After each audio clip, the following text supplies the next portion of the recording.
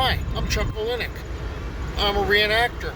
I also taught world history for 36 years using my living history skills to bring the subject to life for my students. So, I'm not in the classroom anymore. That means I'm not restricted by my curriculum as far as what I can research and what I can talk about.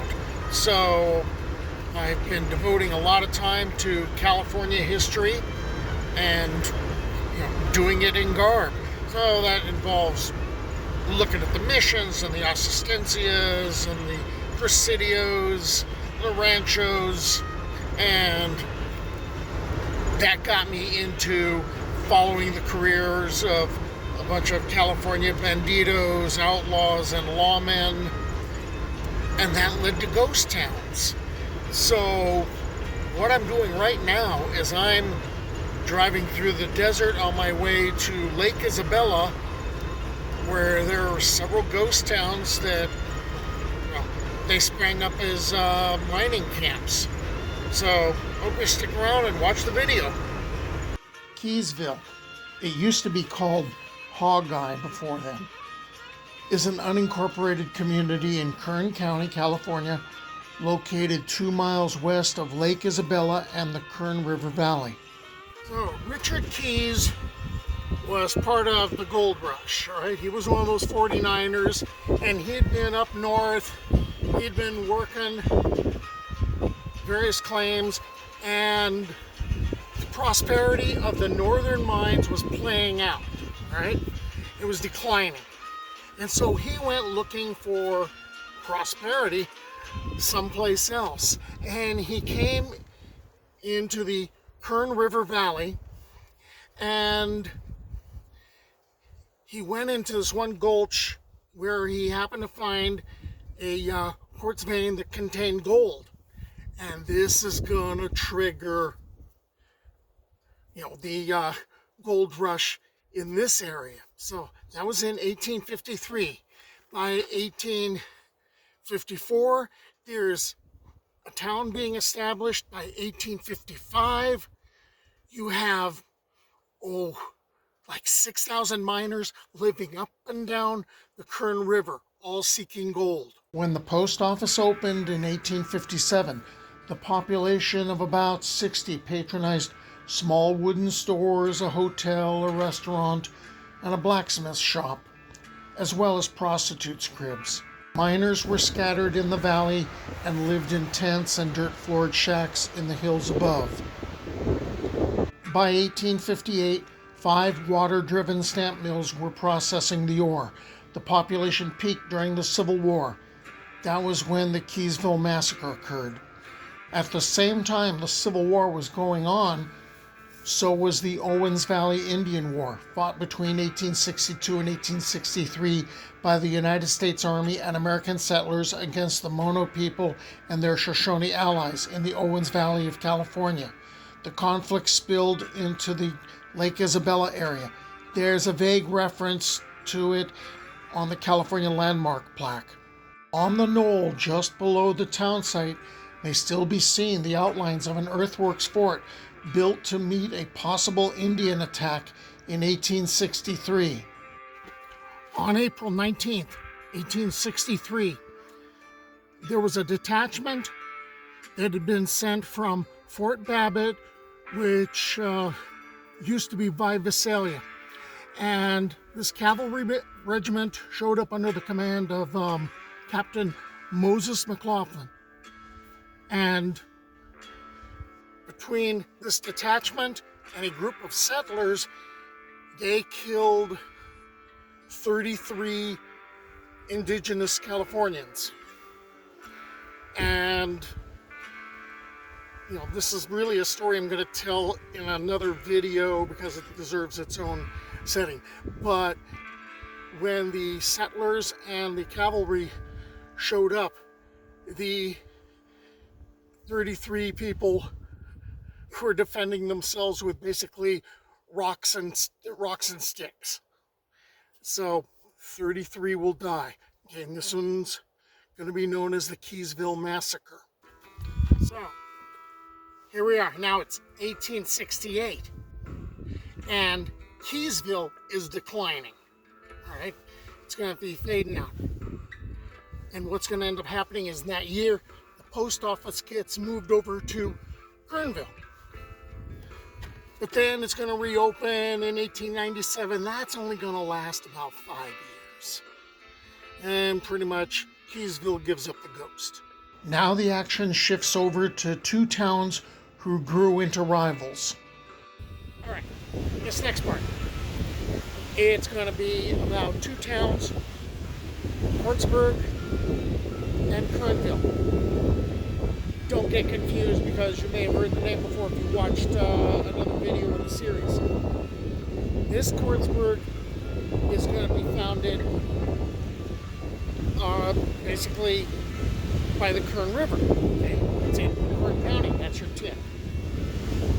It's easily confused with Portsburg, which was in Mariposa County, which is a town that no longer exists, and it was a rival to Portnetos, a ghost town that I talked about in the previous video.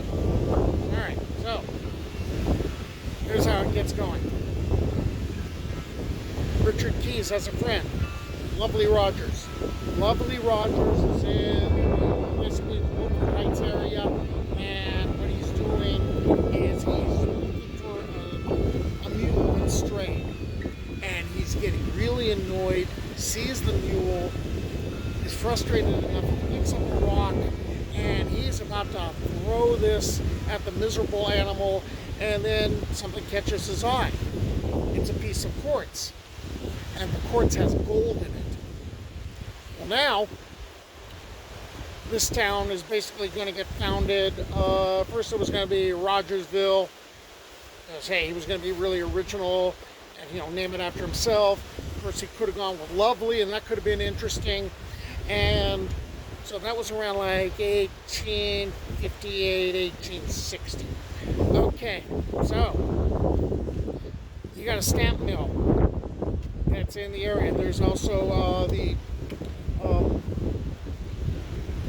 Big Blue Mine. I keep wanting to say Blue Sky Mine because midnight oil.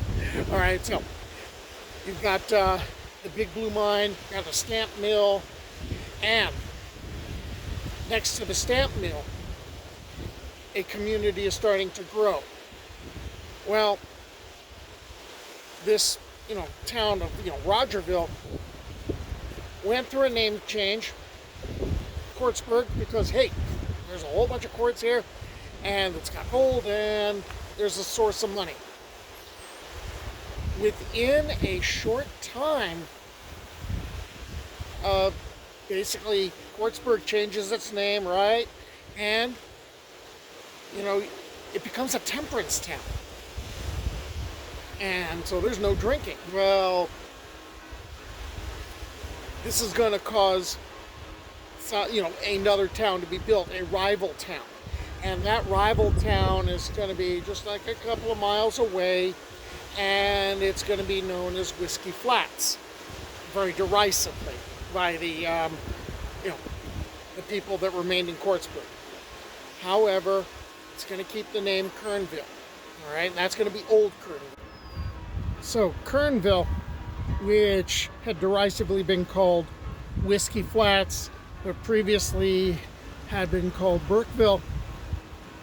All right, it goes into the official name change stuff like 1864, and the place has got hotels, and it's got stores, and it's got saloons, and Quartzburg and Kernville are rivals, but they also become the center of mining activity along the Kern River in the 1860s and 1870s, and the two towns basically shared the Big Blue Mine, and there were like about 200 workers that were at the mine. Okay, so I guess the workers ended up having to decide, okay, do I want to live in a dry town, or do I want to live in a town where I can go drink? Not that they were that far apart. It also really helped out Kernville when the post office from Keysville ended up getting moved to Kernville, and Adam Hamilton, who had basically created the community, became the first postmaster. Also, the two towns shared a cemetery because that seemed reasonable. Cool. My phone just told me where the old Kernville cemetery is. So, I'm on my way. Well, I found the old cemetery that Hortzburg and Old Kernville used to share.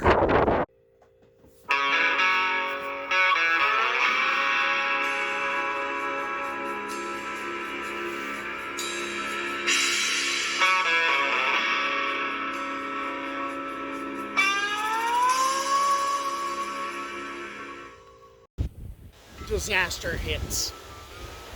1883, the Big Blue Mine burns, and it sort of vaguely continues on. There's like minimal activity until 1907, but pretty much mining's done, and that drove a stake through the hearts of both Hortzburg and Kernville. Okay, so mining's gone. Well, now the post office is going to move in 1951 from Kernville to the new Kernville. Okay, why a new Kernville? There was a project to build a dam to create that reservoir, Lake Isabella. So in 1951, Kernville got moved, and now there's a new Kernville, or present-day Kernville. And like over the next couple of years, a lot of the buildings got moved to the new site. I don't know if any of the ones from Hortzburg made it. Hortzburg may not have even been a community at that point.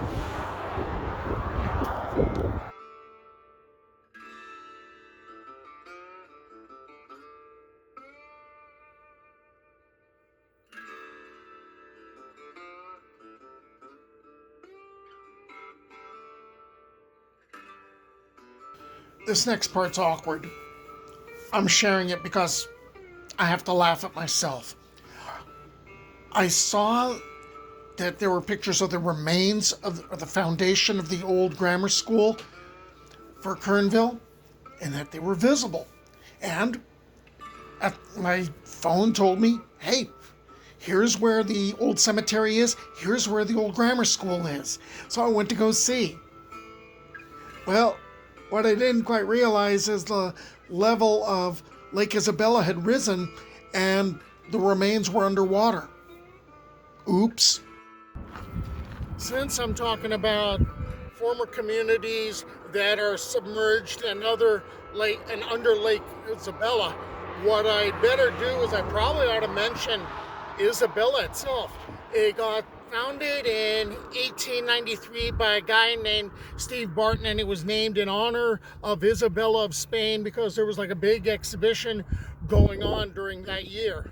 A post office operated at the original site of Isabella from 1896 to 1953 because that was the year the town was forced to move about 1.5 miles south when the U.S. Corps of Engineers built earthen dams across two forks of the Kern River to create the Isabella Reservoir.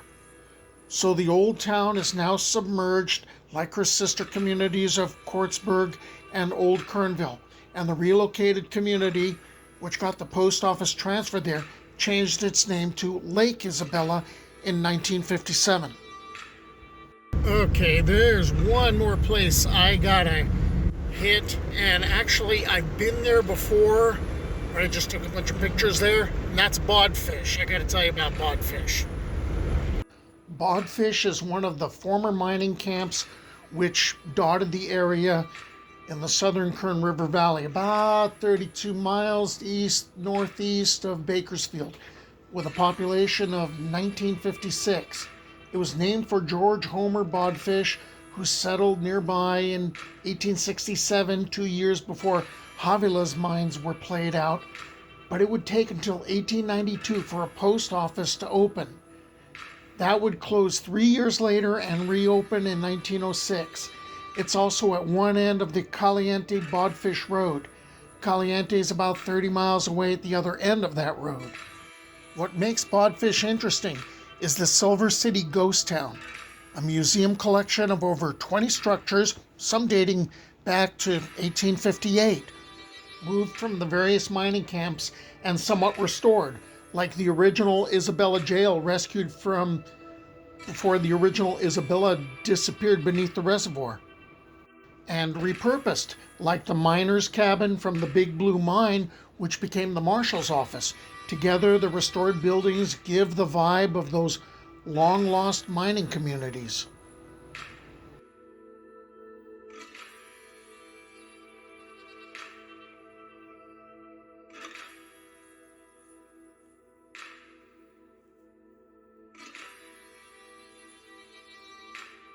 Well, that's going to do it for this chapter of California Ghost Towns.